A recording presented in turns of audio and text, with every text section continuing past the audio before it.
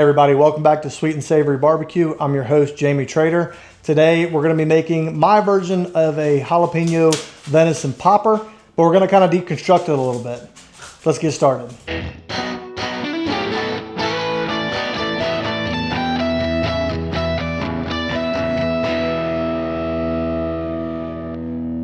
We've got one jalapeno here. We're going to get it chopped in half. And then we are going to go ahead and take out the seeds and the veins. If you want to leave the veins in there, you can get it a little more spicy. And we're just going to chop this up into a nice dice.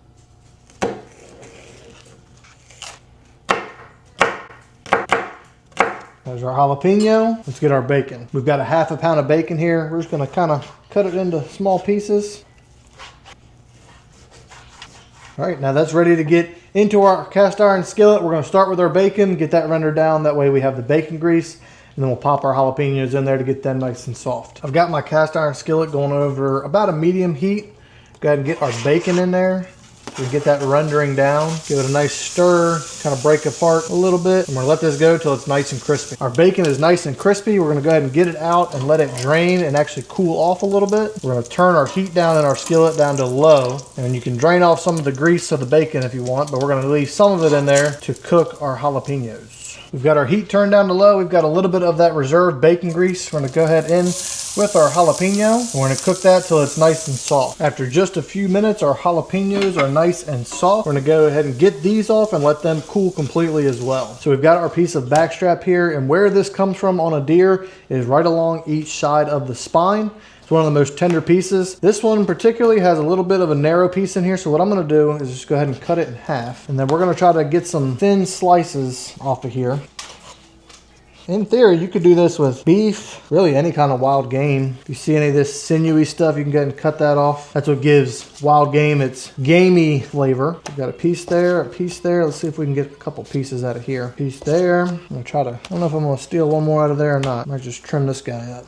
So we've got our pieces. If you got a piece like this, we might hit that one with a mallet and try to thin it out a little bit. Some of these other ones are probably okay. But if they're a little too thick, you just cover them up and hit them with a little mallet and they'll thin right out. We've got just a little rolling pin here. We're just gonna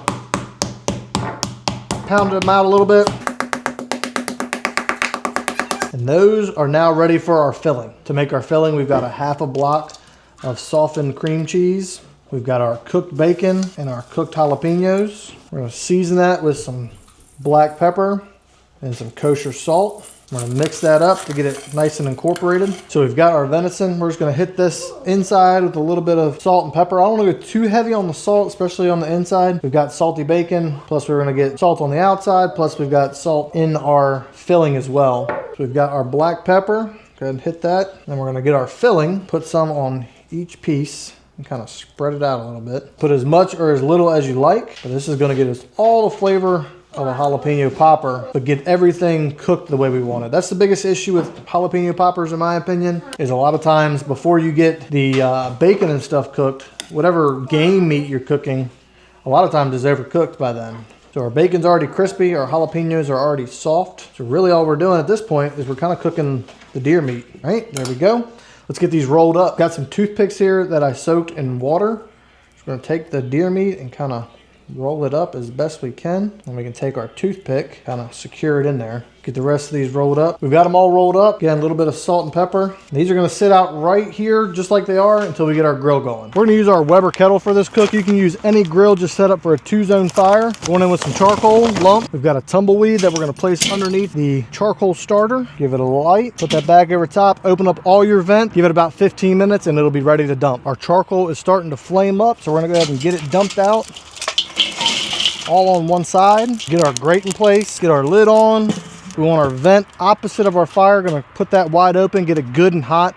Gonna give this about 10 minutes or so, and then we'll come out here and get our stuff cooked. So our grill is ripping hot. We're gonna get our roll-ups on the hot side.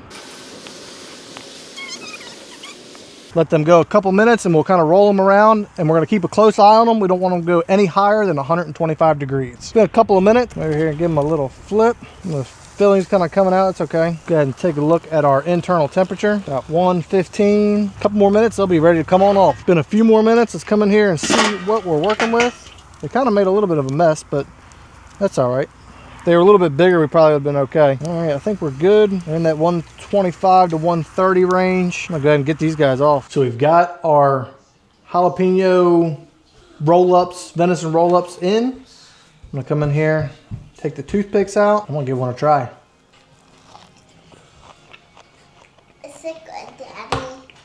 Is it good? Yeah, it's good. You wanna try some? Super tasty. The meat's still cooked really well. You get some cream cheese flavor. You get the jalapeno. You get the bacon, the saltiness. But everything is done right. One's not overcooked. One's not soggy. One's not, you know, undercooked. However you want to look at it. Everything's cooked right. And it's just a really good bite.